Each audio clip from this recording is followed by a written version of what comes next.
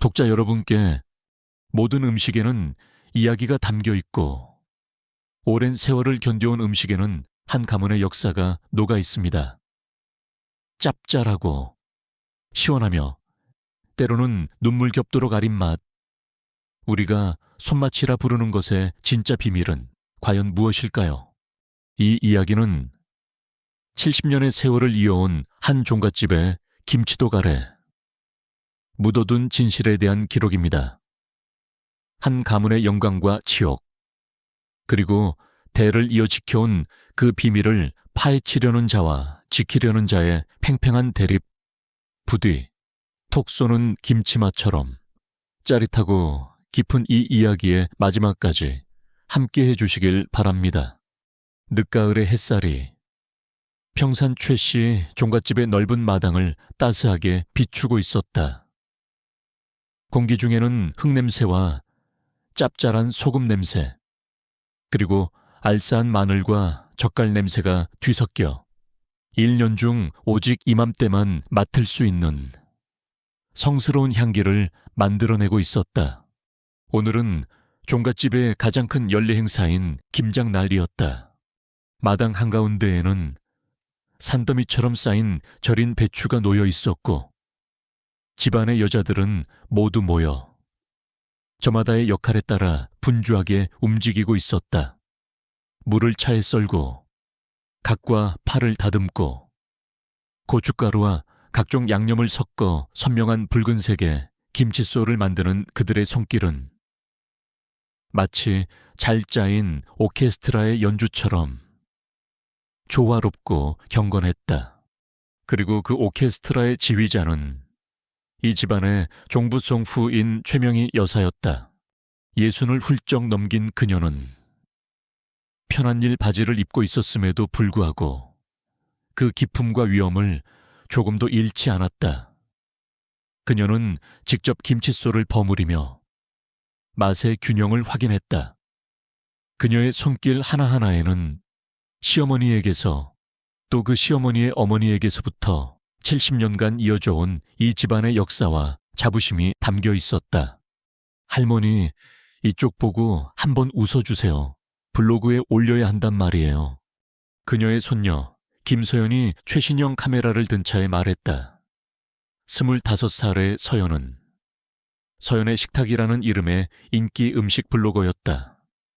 그녀의 눈에 이 고된 김장의 풍경은 그저 자신의 블로그를 장식할 아름답고 힙한 콘텐츠일 뿐이었다. 그녀는 할머니의 이 고된 노동과 전통에 대한 집착을 온전히 이해하지 못했다. 할머니, 근데 요즘 세상에 누가 이렇게 힘들게 김치를 담가요? 마트에 가면 종류별로 얼마나 많은데요. 그냥 사 먹으면 편하잖아요. 서연의 철없는 질문에 최명희는 대답 대신 갓 버무린 김칫솔을 조금 떼어 손녀의 입에 넣어주었다.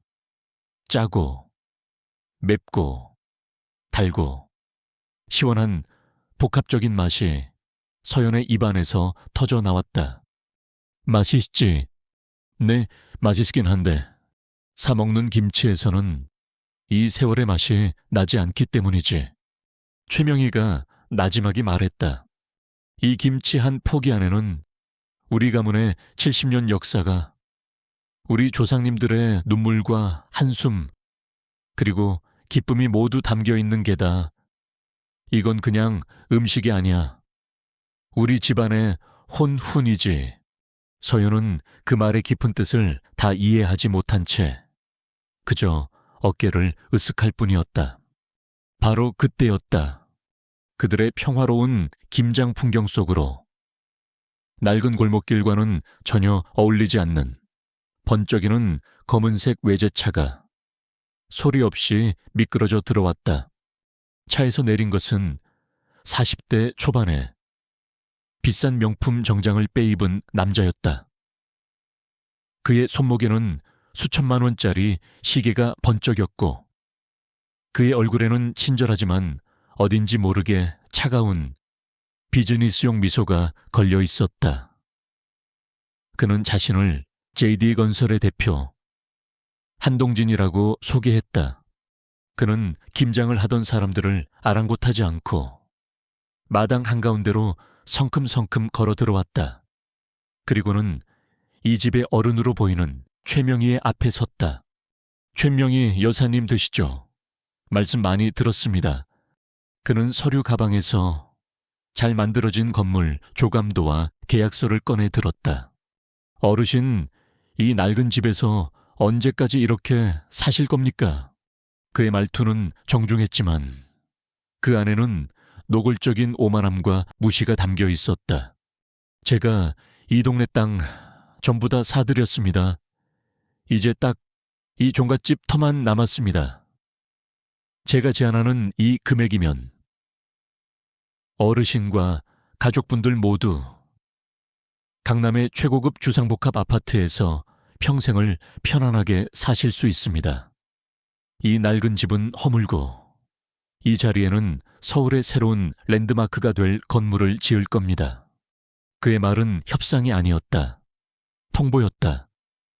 그는 자신의 돈이면 이 세상 모든 것을 살 수 있다고 믿는 사람처럼 보였다. 서연은 그가 제시한 금액을 보고 자신도 모르게 숨을 삼켰다.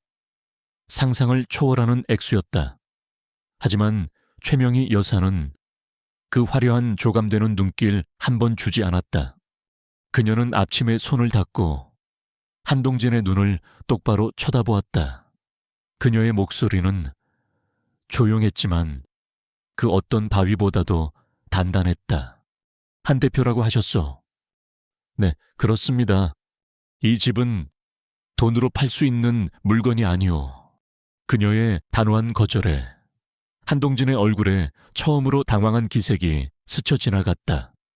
이 집의 모든 기둥과 석가래에는 우리 평산 최씨 가문의 70년 역사가 새겨져 있고 저기 저 장독대의 모든 김치 항아리 안에는 우리 조상님들의 피와 땀, 눈물과 한숨이 고스란히 담겨 있어. 그런 것을 돈 몇 푼에 팔아넘길 수는 없는 일이지. 그러니 그만 돌아가시게. 그녀의 말에는 한치의 흔들림도 없었다. 한동진의 친절했던 가면이 벗겨지고 차가운 본성이 드러나기 시작했다. 그는 코웃음을 쳤다. 고지불통 늙은이로군. 어차피 이 동네는 전부 제 손안에 있습니다. 곧 오늘 하신 그 말씀을 후회하게 될 겁니다. 그는 그 말만 남기고 자신의 차에 올라타 경멸적인 시선으로 종갓집을 한번 훑어본 뒤 미련 없이 사라졌다. 집안에는 다시 정적이 찾아왔다. 하지만 이전의 평화로운 정적이 아니었다. 불길한 긴장감이 감돌았다. 서연은 자신의 할머니를 걱정스럽게 쳐다보았다. 최명희는 아무 말 없이 마당 한쪽에 줄지어 서 있는 수십 개의 거대한 장독대를 바라보고 있었다. 그녀의 평온했던 얼굴에 아주 깊고 어두운 그림자가 드리워져 있었다. 서연은 처음으로 깨달았다. 이 낡은 집과 저 수많은 김치 항아리들이 자신이 생각했던 것보다 훨씬 더 무겁고 훨씬 더 중요한 무언가를 담고 있다는 것을, 가문의 유산과 그 안에 숨겨진 비밀을 지키려는 싸움은 그렇게 시작되고 있었다. 한동진이 다녀간 후 평산 최씨 종갓집의 평화로운 일상은 깨지기 시작했다. 그의 협박은 빈말이 아니었다. 며칠 뒤부터 종갓집 주변의 모든 땅에서 아침부터 밤까지 귀를 찢는 듯한 공사 소음이 울려 퍼지기 시작했다. 한동진이 사들인 땅들이었다. 그는 일부러 종갓집을 포위하듯 사방에서 동시에 공사를 진행했다. 흙먼지가 바람을 타고 날아와 정갈하게 관리되던 마당과 장독대 위로 허옇게 내려앉았다. 그뿐만이 아니었다. 구청에서는 수시로 공무원들이 찾아왔다. 낡은 한옥이 안전규정을 위반했다는 익명의 민원이 계속해서 접수된다는 것이었다. 심지어는 밤중에 젊은 깡패들이 찾아와 대문 앞에서 술을 마시고 고함을 지르며 가족들을 불안하게 만들기도 했다. 할머니, 저 사람들 너무하는 거 아니에요. 경찰에 신고해요. 그리고 제 블로그에 이 사실을 전부 다 올려서 여론의 힘을 보여주자고요. 손녀 서연은 분을 이기지 못하고 소리쳤다. 하지만 최명희 여사는 그 모든 괴롭힘 속에서도 놀라울 정도로 침착했다. 그녀는 소음 속에서도 묵묵히 자신의 일을 했고 찾아온 공무원들에게는 차분하게 집의 안전성을 증명했으며 깡패들에게는 눈길 한 번 주지 않았다. 그녀의 침착함은 서연을 더욱 답답하게 만들었다. 그날 밤 서연은 잠을 이룰 수 없었다. 할머니의 평온한 얼굴 뒤에 깊은 시름이 숨겨져 있다는 것을 그녀는 느낄 수 있었다. 그녀가 조용히 방문을 열고 밖으로 나왔을 때 그녀는 마당의 장독대 앞에 홀로 서 있는 할머니의 뒷모습을 발견했다. 달빛이 수십 개의 검은 항아리들이 묵묵히 서 있는 장독대를 신비롭게 비추고 있었다. 항아리들은 마치 지난 70년의 세월 동안 이 집안의 모든 비밀을 지켜온 충직한 수호신들처럼 보였다. 최명희는 그 중에서도 가장 크고 가장 오래된 장독대 한가운데에 놓인 항아리를 가만히 쓸어보고 있었다. 그 항아리 안에는 이 집안 김치 맛의 근원인 70년 묵은 시간장이 담겨 있었다. 그녀는 차가운 항아리의 표면을 만지며 아주 깊고 무거운 한숨을 내쉬었다. 그녀의 손길을 따라 그녀의 기억은 40년 전 그녀가 이 집에 처음 시집왔던 그 시절로 거슬러 올라갔다. 40년 전 늦가을 앳된 새댁이었던 최명희는 병석에 누워있는 시어머니의 곁을 지키고 있었다. 그녀의 시어머니는 한때는 호랑이처럼 엄하고 기품 있었던 이 집안의 종부였지만 이제는 촛불처럼 위태롭게 마지막 숨을 내쉬고 있었다. 시어머니는 자신의 시간이 얼마 남지 않았음을 직감하고 명희를 자신의 곁으로 불렀다. 아가, 넷째 어머님, 이제 네가 이 집안의 종부다. 내가 너에게 이 집안의 가장 중요한 것을 물려주어야겠다. 시어머니는 쇠약한 목소리로 평산 최씨 가문 대대로 내려오는 김치의 비법을 전수하기 시작했다. 좋은 배추를 고르는 법, 천일염으로 배추를 절이는 시간, 젓갈과 고춧가루의 황금 비율, 그리고 가장 중요한 이 집안 김치 맛의 핵심인 시간장을 사용하는 법까지 한참 동안 비법을 전수하던 시어머니는 갑자기 목소리를 낮추며 명희의 손을 꼭 잡았다. 그녀의 눈빛이 이전과는 비교할 수 없을 정도로 진지하고 무섭게 변했다. 아가, 이제부터 내가 하는 말을 가슴속 가장 깊은 곳에 새겨야 한다. 이것은 우리 집안의 김치 맛보다 더 중요한 진짜 비밀이다. 아니, 어머님, 이 김치의 진짜 맛은 내 손맛도 좋은 양념도 아니다. 시어머니의 목소리가 떨리고 있었다. 그 맛의 진짜 비밀은 바로 우리 가문의 지독한 한 HN이다. 한 그 단어에 어린 명희는 숨을 삼켰다. 저기 마당의 장독대 가장 큰 항아리 밑을 파보거라. 그곳에 내 시아버님께서 평생을 묻어두었던 작은 괴짝이 하나 있을 것이다. 그녀는 이 집안의 가장 어두운 비밀을 털어놓기 시작했다. 70년 전 한국 전쟁이 터졌을 때 그녀의 시아버지이자 이 집안의 중시조였던 최진사께서 어떻게 자신의 불을 쌓았는지에 대한 이야기였다. 그는 일제 강점기 시절부터 독립군 행세를 하며 뒤로는 일본군과 결탁하여 진짜 독립운동가들의 정보를 팔아넘겼다고 했다. 그리고 해방과 전쟁의 혼란 속에서 그가 팔아넘겼던 동지들의 집안 재산을 교묘하게 자신의 것으로 만들었다는 것이었다. 그 괴짝 안에는 내 시아버님께서 직접 쓰신 자신의 모든 죄를 고백하는 참회록과 그가 배신했던 동지들의 이름이 적힌 피 묻은 장부가 들어있다. 그는 평생을 그 죄책감 속에서 살았다. 그리고 이 김치를 담글 때마다 자신의 죄에 대한 속죄의 눈물을 이 김치소에 함께 버무렸던 게다. 최명희는 충격이 아무 말도 할 수 없었다.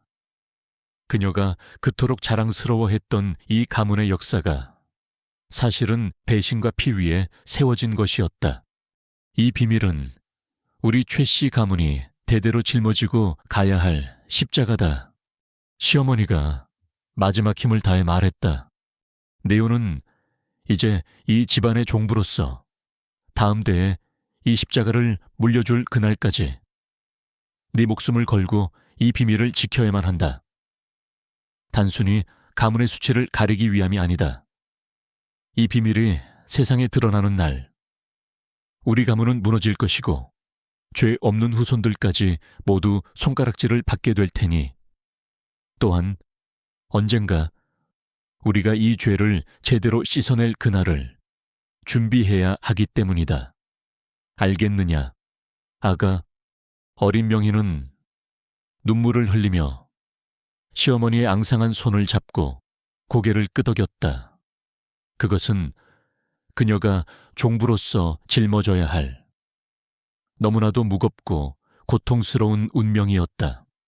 다시 현재의 장독대 앞, 최명희는 과거의 기억에서 벗어났다. 그녀의 얼굴에는 40년의 세월 동안 홀로 그 무거운 비밀을 지켜온 자의 깊은 슬픔과 결연한 의지가 서려 있었다. 할머니, 괜찮으세요? 왜 그러고 계세요? 잠 못 이루던 서연이 그녀의 곁으로 다가와 걱정스럽게 물었다. 최명희는 자신의 손녀를 바라보았다. 앳되고 철없어 보이지만 그 눈빛 속에는 자신이 젊은 시절 그랬던 것처럼 강직하고 올곧은 심지가 숨어 있었다. 그녀는 결심했다. 이제 이 무거운 십자가를 혼자서만 짊어질 수는 없다고.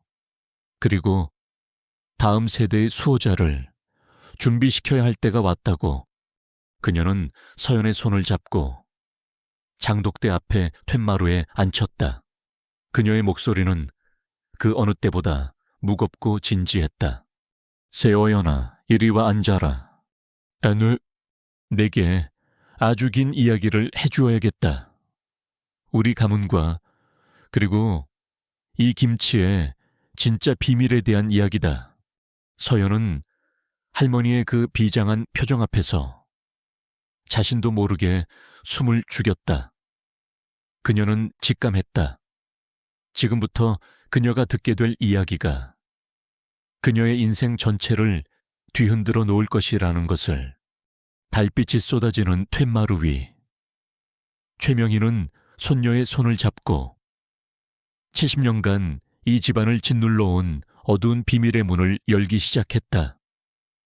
그녀의 목소리는 마치 아주 오래된 책을 읽어 내려가듯 낮고 담담했다. 우리 가문의 시작은 사람들이 알고 있는 것처럼 그리 떳떳하지 못했단다. 그녀는 증조 할아버지, 즉 서연에게는 고조 할아버지가 되는 최진사께서 일제 강점기 시절 독립운동가들을 어떻게 배신하고 그들의 재산을 가로채어 이 가문에 불을 쌓아 올렸는지에 대한 이야기를 들려주었다. 그리고 그 죄책감 속에서 어떻게 속죄의 의미로 이 김치를 담그기 시작했는지도. 그래서 우리 집 김치 맛이 유독 깊고 시원하면서도 어딘지 모르게 아린 맛이 나는 게다. 그건 우리 조상님의 피눈물과 평생을 짊어졌던 한이 녹아 들어간 맛이기 때문이지. 서연은 할머니의 이야기에 아무 말도 할 수 없었다. 그녀가 그저 전통이라고만 생각했던 모든 것들이 한순간에 무너져 내리는 기분이었다. 그녀가 자랑스럽게 블로그에 올렸던 이 종갓집의 역사가 사실은 배신과 수치 위에 세워진 것이었다. 그녀는 혼란스러웠다. 그럼 저 장독대 밑에는 정말 그렇다. 내 증조 할머님께서 돌아가시기 직전 내게 이 김치의 비법과 함께 물려주신 것이다. 우리 가문의 죄가 기록된 핏물 든 장부와 모든 것을 고백한 참회록이 저 항아리 밑에 잠들어 있단다. 최명희는 말을 마치고 지친 듯 눈을 감았다.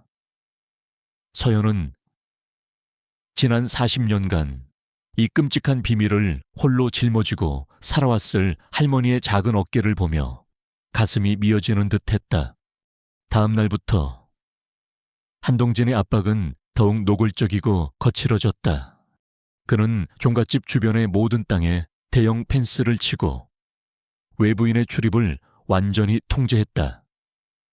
그리고는 종갓집이 문화재로 등록되어 있지 않다는 구청의 공문을 들이밀며 당장 집을 비우지 않으면 강제 철거에 들어가겠다는 협박을 해왔다. 밤에는 정체불명의 젊은 남자들이 집 앞에서 소란을 피우며 가족들을 공포에 떨게 만들었다. 이대로는 안 돼. 서연은 결심했다. 더 이상 할머니가 홀로 고통받게 둘 수는 없었다. 그녀는 이제 이 싸움의 방관자가 아닌 당사자가 되어야만 했다. 그녀는 블로거이자 예비 언론인으로서의 자신의 모든 능력을 이용해 한동진이라는 남자의 실체를 파헤치기 시작했다. 그녀는 밤을 새워가며 인터넷과 도서관의 모든 자료를 뒤져나갔다. 한동진과 그의 회사 JD건설에 대한 기사, 기업 정보, 재무제표까지 처음에 그녀가 발견한 것은 완벽하게 포장된 성공한 사업가의 모습뿐이었다. 그는 몇 년 전 혜성처럼 나타나 과감한 투자와 M&A로 회사를 급격히 성장시킨 입지전적인 인물로 알려져 있었다. 그의 개인적인 삶에 대해서는 거의 알려진 바가 없었다. 대체 왜 이 사람은 우리 집에 이렇게까지 집착하는 걸까? 단순히 개발 이익 때문이라고 하기에는 그의 집착은 너무나도 강렬하고 개인적으로 보였다. 그 안에는 돈을 넘어서는 어떤 다른 이유가 있을 것만 같았다. 서연은 조사의 방향을 바꾸었다. 그녀는 한동진의 가족에 대해 파고들기 시작했다. 그녀는 아주 오래된 신문기사 아카이브와 족보 사이트까지 뒤져나갔다. 그리고 마침내 그녀는 아주 작은 그러나 결정적인 단서 하나를 발견했다. 1950년대에 발행된 빛바랜 신문 기사였다. 반국가행위자 처단, 민족의 반역자 최진사 일가 고발이라는 자극적인 제목의 기사. 그리고 그 기사 한쪽 구석에 최진사의 배신으로 인해 희생된 독립운동가들의 명단이 적혀 있었다. 서연은 숨을 죽이며 그 이름들을 하나씩 읽어 내려갔다. 그리고 그 마지막 줄에서 그녀는 얼어붙고 말았다. 그리고 이번 사건으로 행방불명된 독립군 자금책 한기성, 한동진과 같은 성씨였다. 서연의 심장이 미친 듯이 뛰기 시작했다. 그녀는 떨리는 손으로 한기성이라는 이름을 다시 검색했다. 그리고 오래된 인명사전에서 그의 가족관계에 대한 기록을 찾아냈다. 그에게는 아들 하나가 있었지만 아버지가 행방불명된 후 가세가 급격히 기울어 어린 나이에 병으로 죽었다고 기록되어 있었다. 그리고 그 아들에게는 또다시 아들 하나가 있었다. 부모를 모두 잃고 먼 친척 집에 입양되었다는 기록, 그리고 그 손자의 이름 한동진. 모든 조각이 맞춰졌다. 서연은 온몸에 소름이 돋는 것을 느꼈다. 한동진은 자신의 고조할아버지가 배신했던 바로 그 독립운동가의 손자였던 것이다. 그가 이토록 이 집에 집착했던 이유는 단순히 개발 이익 때문이 아니었다. 그는 복수를 위해 돌아온 것이었다. 자신의 할아버지가 어떻게 죽었는지, 그리고 자신의 가문이 어떻게 몰락했는지, 그 진실을 찾기 위해, 그리고 아마도 그는 그 진실의 증거가 바로 이 종갓집 어딘가에 잠들어 있다는 것을 본능적으로 느끼고 있었던 것이다. 이것은 더 이상 단순한 재산 분쟁이 아니었다. 이것은 70년의 세월을 뛰어넘은 두 가문의 처절한 악연의 충돌이었다. 서연은 노트북 화면을 멍하니 쳐다보았다. 그녀는 이제 자신과 자신의 가족이 얼마나 끔찍하고 위험한 상황에 처해 있는지를 깨달았다. 한동진은 진실을 찾을 때까지 절대로 멈추지 않을 것이다. 그녀는 창백해진 얼굴로 자리에서 일어나 할머니의 방으로 달려갔다. 할미언니. 그녀의 다급한 목소리에 방 안에 있던 최명희가 고개를 들었다. 할머니, 찾았어요. 한동진이 우리 집을 원하는 진짜 이유를. 서연의 목소리가 떨려 나왔다. 그리고 할머니께서 말씀하신 증조할아버님께서 배신했다는 그분들의 이름 중에 있었어요. 그의 할아버지 이름이. 과거는 더 이상 장독대 밑에 묻어둔 비밀이 아니었다. 그것은 이제 살아있는 망령이 되어 그들의 문 앞까지 찾아와 있었다. 할머니의 고백은 서연이 이제껏 쌓아 올렸던 모든 세계를 무너뜨렸다. 그녀는 자신의 방으로 돌아와 뜬 눈으로 밤을 지새웠다. 그녀가 그토록 자랑스러워했던 평산 최씨 종갓집 손녀라는 정체성이 한순간에 수치스럽고 더러운 것으로 변해버렸다. 그녀의 머릿속은 지옥 같은 혼란에 휩싸였다. 어떻게 이럴 수가 있어. 우리 가문이, 할머니가 평생을 지켜온 이 자부심이 전부 거짓과 배신 위에 세워진 것이었다니. 그녀의 현대적인 정의감과 가족에 대한 사랑이 격렬하게 충돌했다. 한편으로는 자신의 모든 것을 잃어버린 한동진이라는 남자의 분노와 복수심이 너무나도 당연하게 느껴졌다. 어쩌면 이 집과 이 모든 부를 누릴 자격이 있는 것은 우리가 아니라 그 사람일지도 모른다고 생각했다. 그녀는 충동적으로 이 모든 사실을 자신의 블로그에 폭로해버리고 싶었다. 70년간 숨겨져온 추악한 진실을 세상에 알리고 모든 것을 원점으로 되돌려야 한다고 생각했다. 그것이 그녀가 배운 정의였다. 그녀가 노트북을 켰을 때 방문이 조용히 열리고 할머니 최명희가 들어왔다. 그녀는 손녀의 고뇌를 이미 다 알고 있다는 듯한 얼굴이었다. 많이 혼란스럽겠지. 최명희는 손녀의 옆에 조용히 앉았다. 나도 40년 전 너와 같은 나이에 이 비밀을 처음 알았을 때 너처럼 모든 것을 버리고 이 집을 떠나고 싶었단다. 할머니의 담담한 고백에 서연은 놀라 고개를 들었다. 하지만 서연아, 최명희는 손녀의 손을 따뜻하게 잡았다. 이 비밀을 그저 세상에 밝혀버리는 것이 과연 진정한 속죄일까 한번 생각해보렴. 아, 조회는 너의 고조할아버님 단 한 사람이지었다. 하지만 이 비밀이 드러나는 순간 그 죄값은 아무것도 모르는 우리 모든 후손들이 함께 짊어지게 되겠지.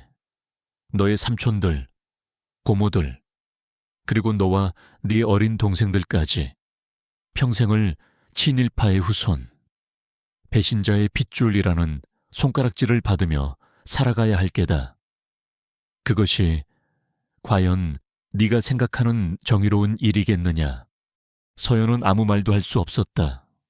최명희는 자신의 지난 40년의 삶에 대해 이야기하기 시작했다. 그녀가 왜 이 비밀을 지켜왔는지에 대한 진짜 이유였다. 나는 이 비밀을, 우리 가문의 수치를 덮기 위해 지켜온 것이 아니다. 나는 이 가문의 죄를 제대로 속죄하기 위해 이 비밀을 지켜왔다. 그녀는 지난 수십 년간 가문의 재산 중 상당 부분을 아무도 모르게 익명으로 독립운동가 기념사업회와 후손들을 위한 장학재단에 기부해왔다는 사실을 털어놓았다. 그녀는 매년 김장을 할 때마다 단순히 음식을 만드는 것이 아니라 조상의 죄를 되새기고 희생자들의 떡을 기리는 그녀만의 속죄 의식을 치러왔던 것이다. 진정한 속죄는 가문을 파멸시켜 한순간에 모든 것을 끝내버리는 것이 아니라 그 죄의 무게를 잊지 않고 평생에 걸쳐 아주 조금씩 선행으로 갚아나가는 것이라. 나는 믿는다. 그리고 언젠가 우리가 모든 빚을 갚았다고 생각되는 그날, 우리가 먼저 그 후손을 찾아가 진심으로 용서를 구하고 모든 것을 돌려주어야 한다고 그렇게 믿으며 살아왔다. 그녀의 이야기는 서연의 모든 가치관을 뒤흔들어 놓았다. 그녀는 이제야 깨달았다. 자신의 할머니가 그저 낡은 전통을 고집하는 답답한 노인이 아니었다는 것을. 그녀는 한 가문의 가장 끔찍한 비밀과 그 죄의 무게를 지난 40년간 홀로 짊어지고 자신만의 방식으로 처절하게 싸워온 세상에서 가장 강인하고 현명한 전사였다. 서연의 눈에서 뜨거운 눈물이 흘러내렸다. 그것은 더 이상 혼란의 눈물이 아니었다. 할머니에 대한 깊은 존경과 자신의 어리석음에 대한 부끄러움의 눈물이었다. 그녀는 할머니의 주름진 손을 마주 잡았다. 할머니, 죄송해요. 저는 아무것도 모르고. 괜찮다. 이제 네가 알았으니. 괜찮아. 할머니, 이제 저도 함께 짊어지겠습니다. 이 비밀을, 그리고 우리 가문의 속죄를. 서연의 눈빛이 변했다. 혼란스럽던 소녀의 눈빛은 사라지고 이제 그 자리에는 자신의 길을 찾은 한 명의 어른의 눈빛이 떠올라 있었다. 그녀는 한동진과 싸울 것이다. 하지만 단순히 이 집을 지키기 위해서가 아니었다. 그녀는 그의 상처를 이해하고 동시에 자신의 가족을 지키며 이 70년간의 지독한 악연을 끊어낼 새로운 해법을 찾기 위해 싸울 것이다. 그녀의 무기는 더 이상 감정적인 분노가 아니었다. 그녀는 다시 노트북 앞에 앉았다. 한동진이 우리를 압박하는 무기는 돈과 법, 그리고 폭력이에요. 그녀가 할머니를 보며 말했다. 그녀의 목소리는 그 어느 때보다 차분하고 전략적이었다. 그렇다면 이제부터 우리가 싸울 무기는 진실과 여론이 되어야 해요. 할머니, 그녀의 손가락이 키보드 위에서 춤을 추기 시작했다. 그녀는 더 이상 단순한 맛집 블로거가 아니었다. 그녀는 한 가문의 비밀을 지키는 새로운 수호자이자 과거의 진실을 무기로 현재의 싸움에 나서는 영리한 전략가였다. 그녀는 한동진 개인을 공격하는 대신 재개발의 폭력성 앞에 사라져가는 종갓집의 역사라는 주제로 아주 세련되고 감성적인 기사들을 써 내려가기 시작했다. 그녀는 자신의 블로그와 자신이 아는 모든 언론인들에게 이 이야기를 퍼뜨리기 시작했다. 그것은 한동진이라는 거대한 성벽을 무너뜨리기 위한 아주 작지만 영리한 첫 번째 균열이었다. 비밀의 십자가는 이제 한 명의 늙은 종부의 어깨에서 그녀의 젊은 손녀의 어깨 위로 함께 옮겨지고 있었다. 서연의 글은 조용하지만 강력한 파문을 일으켰다. 재개발의 칼날 앞에 선 70년 종갓집의 눈물이라는 제목의 그녀의 블로그 포스팅은 순식간에 각종 소셜미디어를 통해 퍼져나갔다. 이야기는 사람들의 감성을 자극했다. 거대 자본의 폭력성 앞에 사라져가는 전통의 가치, 그리고 그 전통을 지키려는 한 노부인의 꿋꿋한 모습은 대중의 분노와 응원을 동시에 불러일으켰다. 기자들이 종갓집 앞으로 몰려들기 시작했고 유명 유튜버들이 찾아와 라이브 방송을 진행했다. 여론은 급격하게 한동진과 JD건설의 불리한 방향으로 흘러가기 시작했다. 탐욕스러운 개발업자, 악덕기업이라는 꼬리표가 그들을 따라다녔다. 압박을 느낀 구청에서는 결국 재개발 허가에 대한 전면 재검토를 발표했다. 한동진의 완벽했던 계획에 처음으로 제동이 걸린 것이었다. 그는 분노했다. 그는 자신의 돈과 힘이면 이 세상 모든 것을 무너뜨릴 수 있다고 생각했다. 하지만 그는 눈에 보이지 않는 이야기와 여론의 힘 앞에서 속수무책으로 당하고 있었다. 그의 협박과 법적 압박은 이제 전 국민이 지켜보는 가운데에서는 아무런 힘도 발휘하지 못했다. 바로 그때 그가 코너에 몰렸다고 생각한 바로 그 순간 최명희 여사 측 변호사로부터 연락이 왔다. 한동진 대표님께 최명희 여사님께서 개인적인 만남을 요청하셨습니다. 대표님께서 그토록 원하시는 이 집에서 마지막이 될지도 모를 식사를 함께하며 평화로운 해결책을 논의하고 싶다고 하십니다. 한동진은 의심했다. 이것은 또 다른 함정일지도 모른다고 생각했다. 하지만 동시에 그의 오만한 마음속에서는 마침내 그 고집 센 늙은이가 항복을 선언하는 것이라는 기대감이 피어올랐다. 그는 자신의 눈으로 그들의 패배를 직접 확인하고 싶었다. 좋습니다. 가겠습니다. 단, 저 혼자 가겠습니다. 그는 그들의 초대에 응했다. 약속 당일, 한동진은 홀로 종갓집을 찾아왔다. 그를 맞이한 것은 소복처럼 하얀 한복을 곱게 차려입은 최명희 여사였다. 그녀의 얼굴은 지난 며칠간의 싸움으로 조금 수척해졌지만 그 기품만은 조금도 잃지 않았다. 그녀는 한동진을 집안의 가장 넓고 볕이 잘 드는 대청마루로 안내했다. 그곳에는 협상을 위한 테이블이 아닌 정갈하고 소박한 외상 하나가 차려져 있었다. 본론으로 들어갑시다. 그래서 원하시는 금액이 얼마입니까? 한동진은 자리에 앉자마자 본론부터 꺼냈다. 우선 식사부터 하시지요. 최명희는 그의 말을 가볍게 무시하며 직접 밥그릇과 국그릇을 그의 앞에 놓아주었다. 어쩌면 이 집에서 차리는 마지막 밥상이 될지도 모르니 밥상 위에는 갓 지어 김이 모락모락 나는 흰쌀밥과 맑은 묵국, 그리고 소박한 나물 반찬 몇 가지가 전부였다. 그리고 그 밥상의 한가운데에 아주 작고 평범해 보이는 접시 하나가 놓여 있었다. 그 안에는 검붉은 빛을 띠는 아주 잘 익은 묵은지 몇 조각이 담겨 있었다. 70년의 세월을 담은 이 집안의 김치였다. 한동진은 마지못해 젓가락을 들었다. 그는 밥 한 술을 떠서 묵은지 한 조각을 그 위에 얹어 입안으로 가져갔다. 그리고 그는 순간 숨을 멈췄다. 지금까지 그가 먹어왔던 그 어떤 김치와도 다른 맛이었다.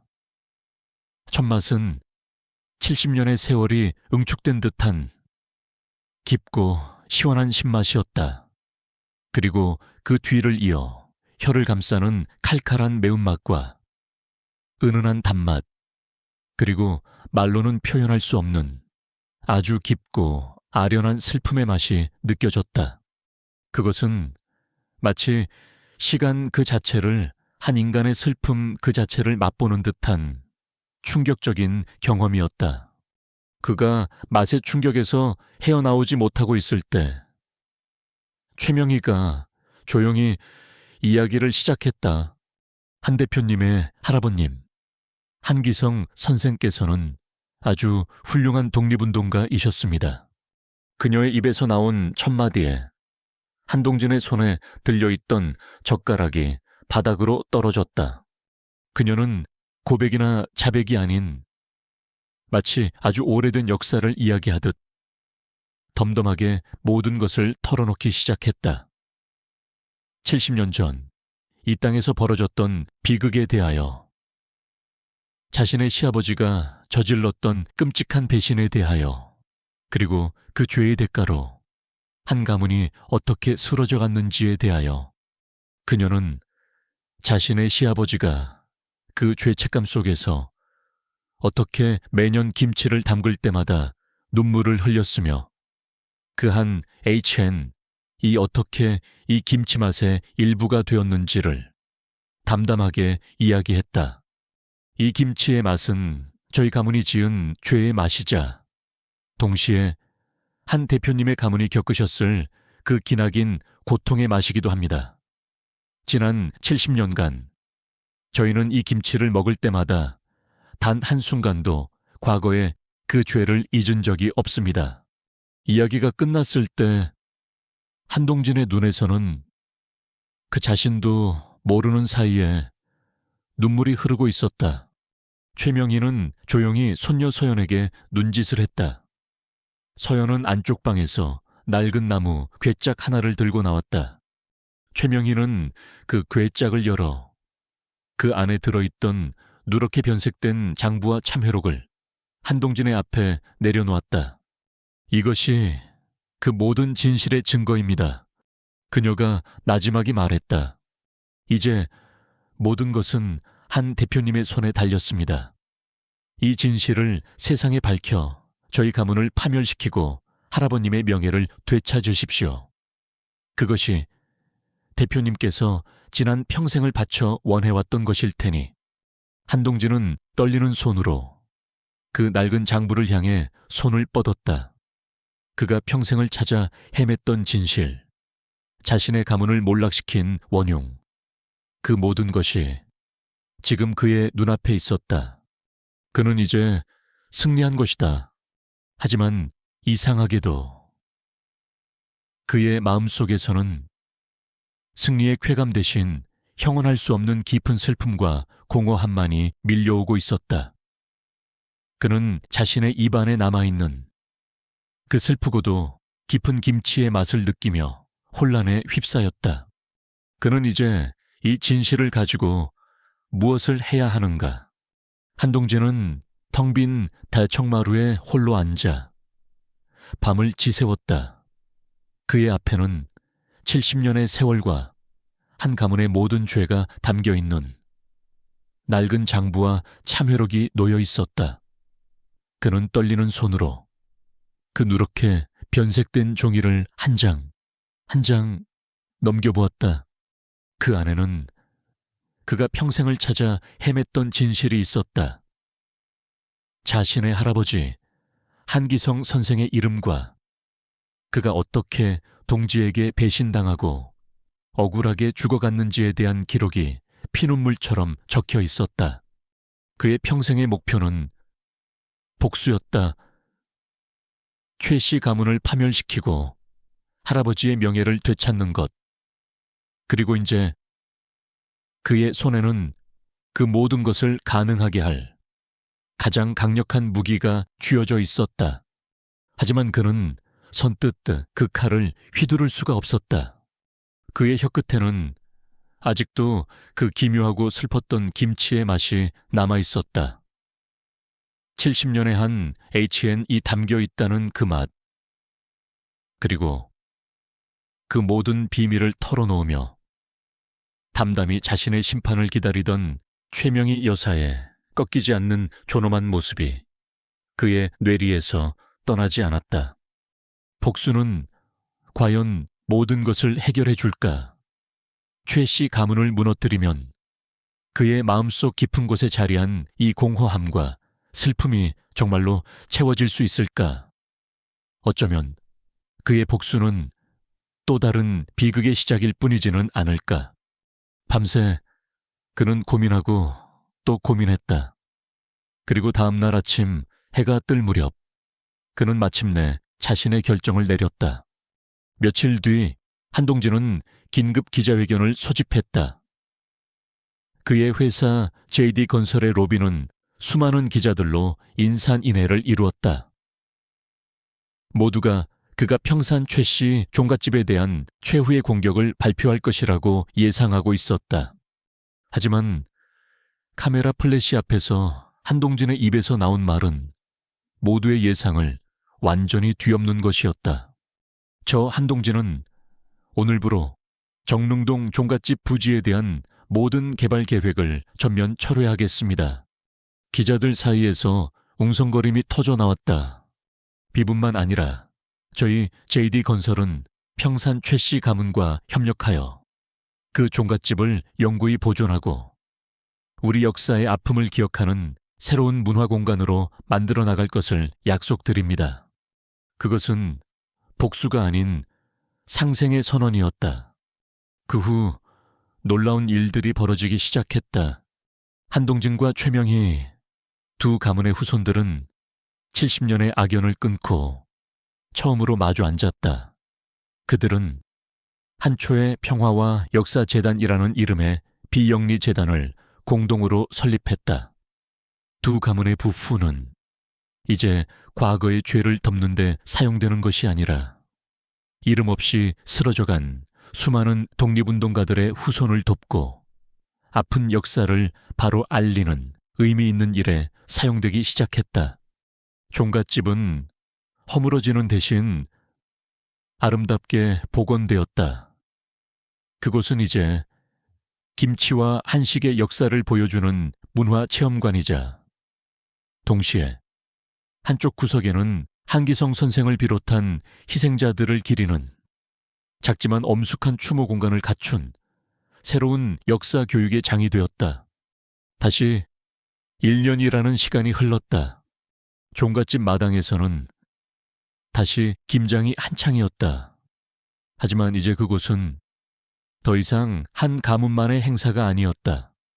재단에서 후원하는 요리 전공 학생들과 독립운동가 후손들, 그리고 동네 주민들이 모두 모여 함께 배추를 버무리고 웃고 떠들고 있었다. 최명희와 서연은 그 중심에서 사람들에게 김치 담그는 법을 가르쳐주고 있었다. 서연은 더 이상 전통을 지루해하던 블로거가 아니었다. 그녀는 가문의 역사를 누구보다 자랑스럽게 여기는 새로운 유산의 수호자가 되어 있었다.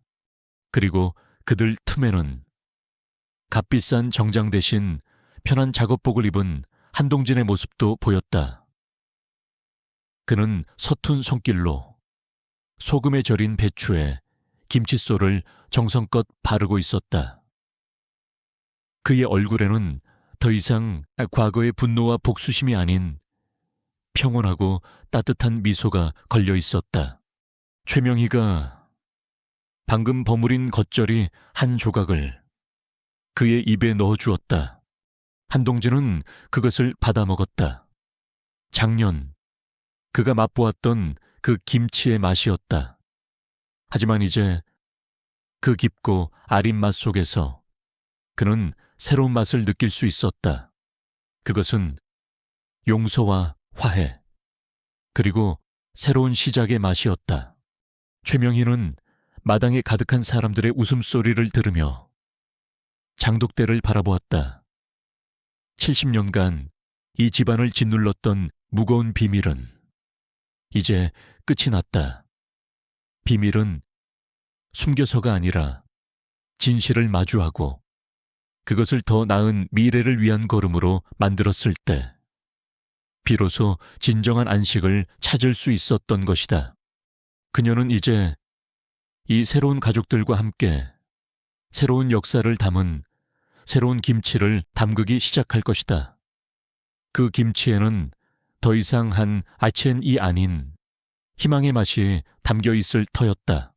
한 그릇의 김치에 담긴 70년의 애증과 화해의 서사시. 이게 진짜 김치다의 마지막 장을 덮습니다.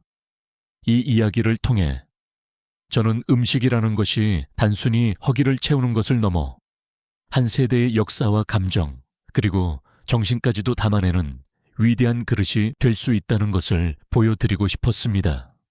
최명희 여사와 한동진 대표는 가문의 원수였지만 결국 과거의 비극을 함께 마주하고 복수가 아닌 상생의 길을 택했습니다. 그들은 묻어둔 비밀을 파헤쳐 서로를 파멸시키는 대신 그 비밀을 세상에 드러내어 더 나은 미래를 위한 교훈으로 승화시켰습니다. 진정한 용서란 과거를 잊는 것이 아니라 과거의 아픔을 딛고 함께 새로운 미래를 만들어 나가는 것일지도 모릅니다. 부디 이 이야기가 여러분의 마음속에 따뜻한 밥상과도 같은 위로를 선사했기를 바랍니다.